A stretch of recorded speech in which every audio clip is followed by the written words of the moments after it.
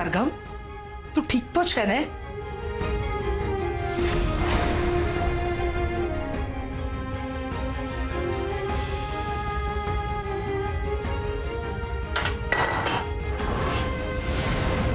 સરગમ, તને ખબર છે પોલીસે જેકીની મિલકત જે જપ્ત કરી હતી ને, એમાંથી આપણને આપણા પૈસા પાછા મળી ગયા છે અને બધા જ પૈસા આપણે ગામવાળાઓને ચૂકવી દીધા છે. એટલે હવે આપણને નિરાશ છે. તારે ટેન્શન લેવાની જરૂર નથી.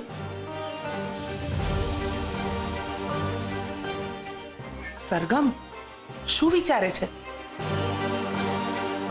તું લોટ કેમ નથી બાંધતી? અરે મોટી બાએ તને કહ્યું છે ને કે તું કામમાં ધ્યાન પરોવીશ ને તો તારું મન લાગ્યું રહેશે, તને મજા આવશે. હા, હું હમણાં લોટ બાંધી દઉં છું.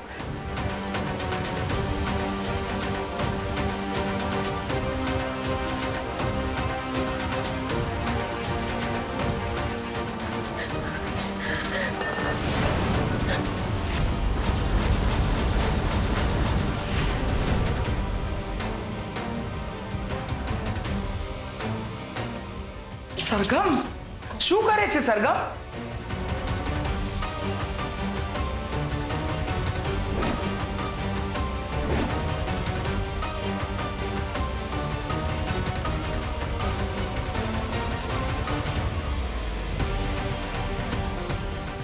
અરે સરગમ, શું કરે છે તું? શું થયું તને? હાથ સાફ કરી રહી છું.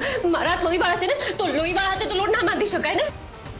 સરગમ, તારા હાથ લોહીવાળા નથી બેટા, તારા હાથ ચોખ્ખા છે. ના ના, આ તો મારી માનું લોહી છે. અરે સરગમ, સરગમ, શાંત થા બેટા, તારા હાથમાં લોહી નથી. તું એક કામ કર, તું રૂમમાં જઈને આરામ કર, હું લોટ બાંધી લઈશ. ના ના, ઘરનું ધ્યાન તો રાખવું જ પડશે ને. હું લોટ બાંધી દઉં છું. હું બાંધી દઉં છું.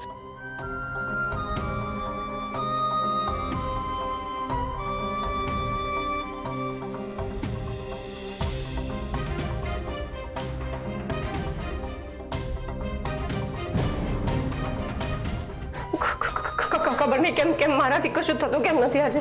હું બધું બગાડી કેમ દઉં છું? કઈ સમજાતું નથી મને.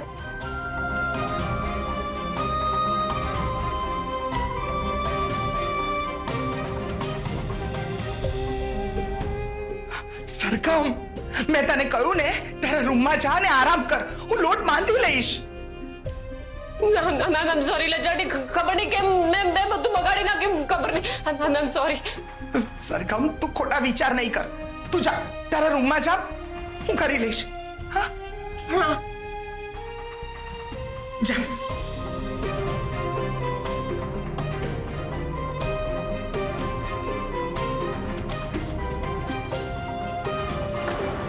સરગમની હાલત વધારે ને વધારે ખરાબ થતી જાય છે. મારે મોટી બાને કહેવું પડશે.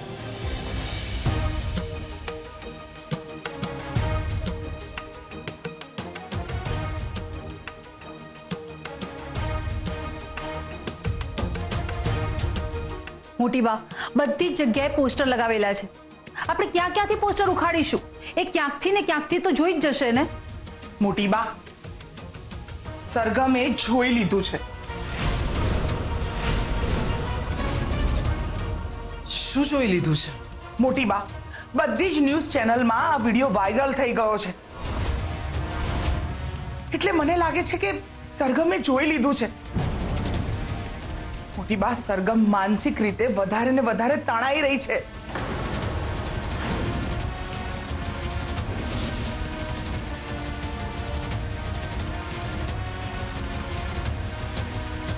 અરે સરગમ, શું કરે છે તું? શું થયું તને?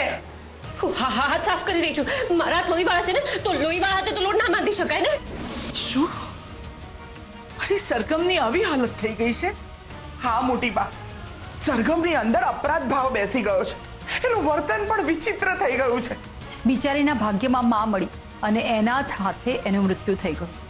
એણે જે પણ કંઈ કર્યું છે મને બચાવવા માટે કર્યું છે. હવે જે થઈ ગયું એ થઈ ગયું. જીવનમાં આગળ વધવાનું છે. સરગમના મનમાંથી અપરાધ ભાવને દૂર કરવા માટે આપણે ઇન્દુબેનની શોક સભાનું આયોજન કરવું પડશે. શું? મોટી બા, તમે શું બોલી રહ્યા છો? જે વ્યક્તિ તમને મારવા માંગતું હતું એની શોક સભા? અરે મોટી બા, ઇન્દુબેનની શોક સભા આપણા ઘરમાં?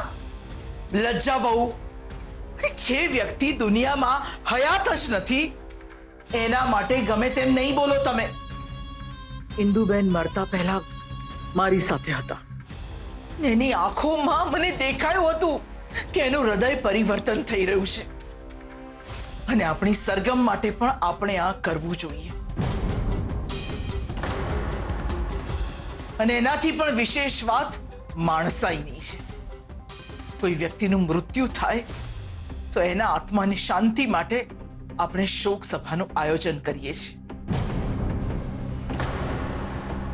અને એનાથી પણ વિશેષ માણસાઈ માટે આ કરવું બહુ જરૂરી છે. ઠીક છે મોટી બા, તમે જેમ કહો છો એમ આપણે શોક સભાનું આયોજન કરીશું.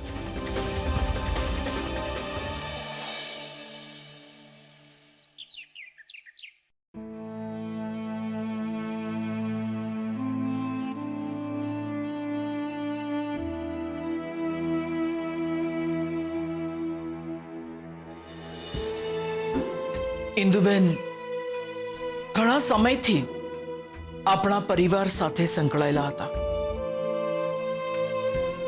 ભલે એમણે આપણી સાથે લાખ ખોટું કર્યું હોય, પણ જ્યારે જ્યારે આપણો પરિવાર મુશ્કેલીમાં આવ્યો છે ત્યારે એમણે જ આપણને મદદ કરી છે.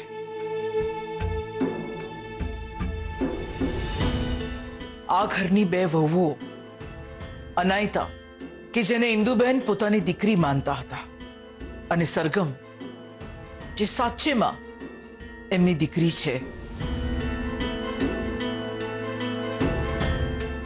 આવી દીકરીને એમણે જન્મ આપ્યો તો ધન્ય છે એમને. શું આટલું પૂરતું નથી એમના માટે આપણે કંઈક કરવા માટે? ઇન્દુબેનને છે પણ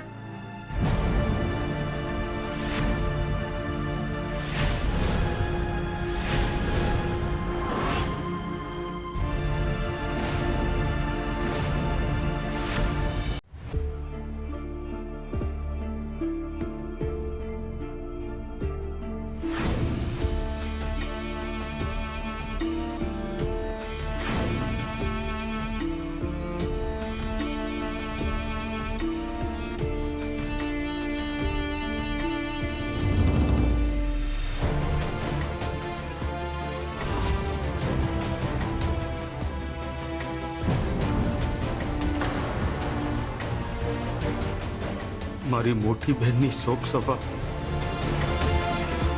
અને બેકણાની તમે ગોઠવણ કરી એ બદલ તમારા બધાનો દિલથી આભારી છું.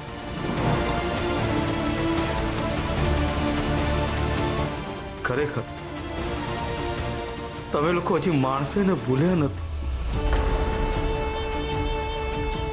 ભલે ભલે મારી મોટી બહેન તમારી દુશ્મન હતી, પણ આજે તમે એને પોતાની માની. તમે અહીંયા શું કામ આવ્યા છો? હું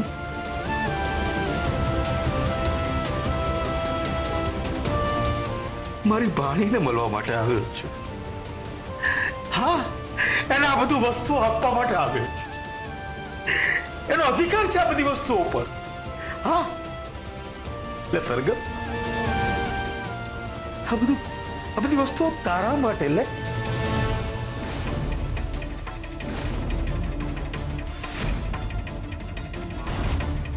તે મારી બેનને ગોળી મારીને જે મારી નાખી હતી અને એ વખતે જે સાડી પહેરી હતી ને એ સાડી લઈને આવ્યો છું. લે લે લે. અને જે હાથે મારી બેનને ગોળી મારીને મારી નાખી હતી ને એ જ હાથે હવે આ મારી બેનની બંગડીઓ પહેરશે. લે લે.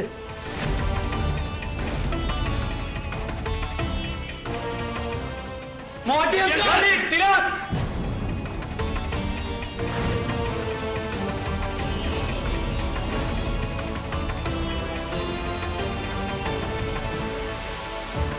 હું તમને બે હાથ જોડીને વિનંતી કરું છું, પ્લીઝ તમે આવું બધું ના કરો.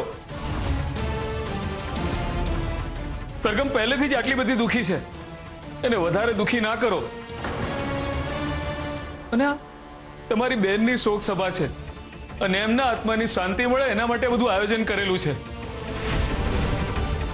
એટલે મહેરબાની કરીને પ્લીઝ આવું કંઈ ના કરો. હું મહેરબાની કરવા નથી આવ્યો.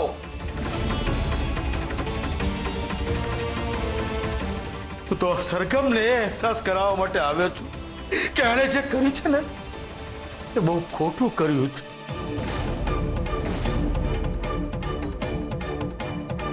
મને માફ કરી દો મામા, મારી ભૂલ છે. પ્લીઝ મને માફ કરી દો પ્લીઝ. માફી? અરે માફી તો આ જન્મમાં ના હું કે ના મારી બહેન આપશે. ત્યાં જેના માટે કર્યું હતું ને આ બધી વસ્તુ તને આપવા માટે આવ્યો છું. અને જો આ સાથે વિલ પણ લાવ્યો છું. વિલ જો આથી ઇન્દુની બધી પ્રોપર્ટી તારી. લે મારે આ કોઈ પ્રોપર્ટી નથી જોઈતી. મને પહેલેથી જ ખબર હતી કે ત્યાં બધું શેના માટે કર્યું હતું. તને પૈસાની પીડ હતી ને, અને એના માટે જ મારી મોટી બેનને મારી નાખીને. ના એવું કઈ નથી. આ બધું જ મારી ભૂલના કારણે થયું છે. પણ હવે તમે જે સજા આપો એ સજા ભોગવવા હું તૈયાર છું. જે હાથે મેં મારી માને મારી નાખીને આજે એ જ હાથેથી હું મારી માની આત્માની શાંતિ માટે દીવો કરીશ.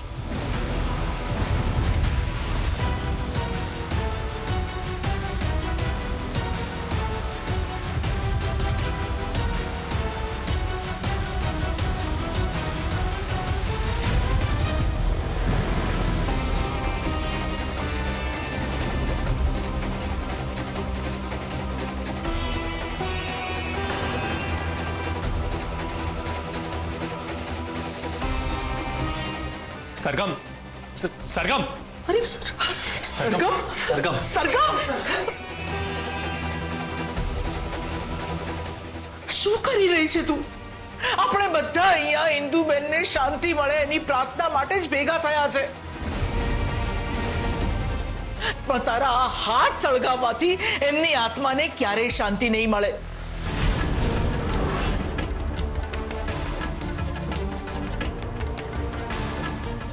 મોન્ટીભાઈ, તમારી બહેનના મૃત્યુનું અમને બધાને બહુ જ દુઃખ છે, પણ એમાં સરગમનો કોઈ જ વાંક નથી.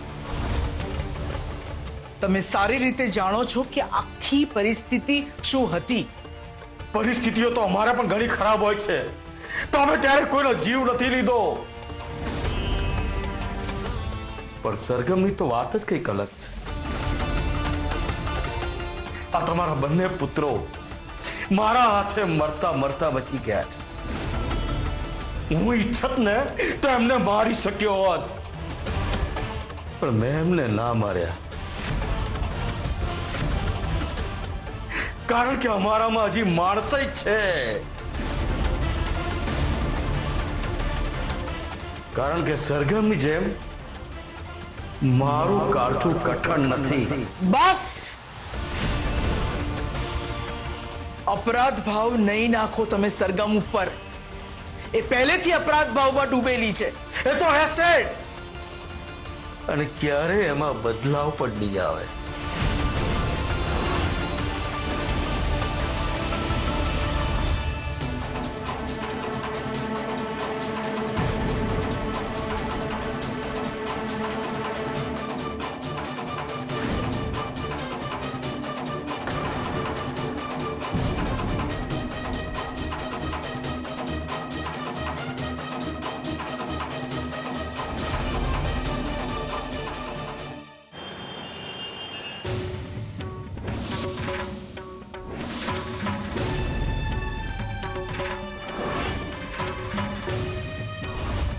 બસ બહુ થઈ ગયું. મારી દીકરી સરગમ અજાણતા થયેલા અપરાધ ભાવની સજા ભોગવી રહી છે. મારે એના મનમાંથી અપરાધ ભાવને દૂર કરવાનો છે. આજે હું સંકલ્પ લઉં છું કે એક દિવસની અંદર મારી દીકરીના મનમાં રહેલો અપરાધ ભાવ હું દૂર કરીને રહીશ. તમે ઇન્દુ આંટીની બધી પ્રોપર્ટી સરગમ ભાભીને આપી દીધી? હું તો ફક્ત એને અપરાધ ભાવ અપાવવાનો હતો. શું મોટી બા આ પ્રોપર્ટી સરગમને લેવા દેશે? એનો એક પણ રૂપિયો ઉપયોગ કરવા દેશે? મોટી બા નીતિ નિયમ વાળા છે અને પાપથી કમાયેલી કમાઈને એ હાથ પર નહીં લગાવવા દે. અને બીજી બાજુ પોખરાજ અને લજ્જાના મનમાં લાલચ જાગશે, કારણ કે અત્યારે એ લોકોની પરિસ્થિતિ એવી થઈ ગઈ છે કે એ લોકો માટે પૈસા ખૂબ જ વધુ મહત્વના થઈ ગયા છે. એના કારણે એ બધા મોટી બાની વિરુદ્ધમાં જશે અને એમના ઘરમાં બહુ મોટો ઝઘડો થશે. પણ માની લો કે જો સરગમ ભાભી આ પ્રોપર્ટી લેવાની હા પાડી દે તો?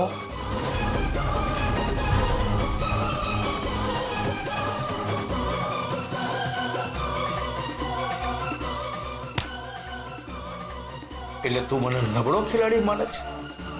એટલે મારે તે કાગળિયા માત્ર દેખાડવાના જ છે, કારણ કે હું તો રમી રહ્યો છું એમના મન અને એમની લાગણીઓ સાથે. મારો તો માત્ર એક જ હેતુ છે કે જે મારી મોટી બેન તડપી એમ સરગમ પણ અંદરો અંદર તડપવી જોઈએ, રીબાવી જોઈએ.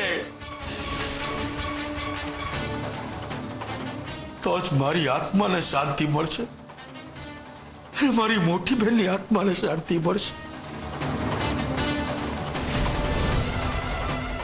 અને મારી આત્માને ત્યારે શાંતિ મળશે કે જ્યારે આ પ્રોપર્ટી મારા હાથમાં આવી જશે.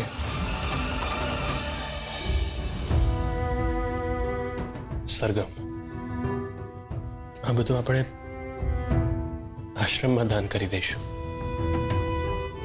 જેથી ઇન્દુ આંટીની આત્માને શાંતિ મળે.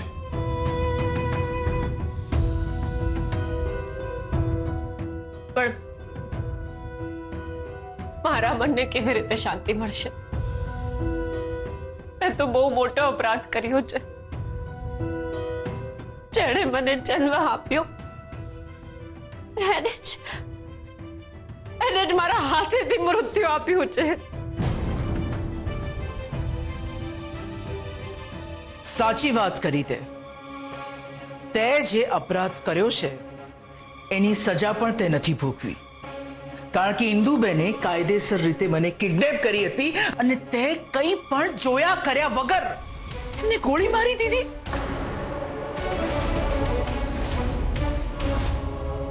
મોટી બાપ, તમે કદાચ કાયદાની દ્રષ્ટિએ તું ગુનેગાર નથી સરગમ, પણ મારી દ્રષ્ટિએ તું ગુનેગાર છે, કારણ કે ઇન્દુબેનનું હૃદય પરિવર્તન થયું હતું અને છતાંય તે એમનો જીવ લઈ લીધો. સરગમ, મોટી બા, આ બધું તમે શું બોલો છો? તમે જ તો સરગમને દરેક પરિસ્થિતિમાંથી... મીરા વહુ, તમને ખબર છે ને કે હું ક્યારે અન્યાયની વાત નથી કરતી. હા મોટી બા. બસ તો પછી અત્યારે જે બોલતી હોઉં એ પણ વિચાર કરીને જ બોલતી હોઉં ને. માણસને પોતાના કરેલા કર્મો ક્યારેય નથી છોડતા. તમારી વાત સાચી છે. માણસ ગમે ત્યાં સંતાઈ જાય, પણ એના કર્મો તો એને શોધી જ કાઢે છે. ભલે કાયદાએ મને છોડી દીધી, પણ મારી અંતરાત્મા મને રોજ એક કટડામાં લાવીને ઊભી કરી દે છે, જ્યાં મારે જ વિરોધે કેસ ચાલ્યા કરે છે, જે હું રોજ હારું છું.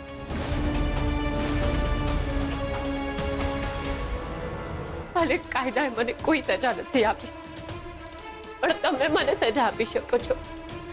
હું તમારી સાથે સહેમત છું. કદાચ તમે મને સજા આપો તો મારો અપરાધ ભાવ થોડો ઓછો થઈ જાય. હા, સજા તને મળવી જોઈએ અને તારે ભોગવવી પણ જોઈએ. અને તારી પહેલી સજા એ છે કે તારે ઇન્દુબેનની બંગડીને પહેરવાની છે.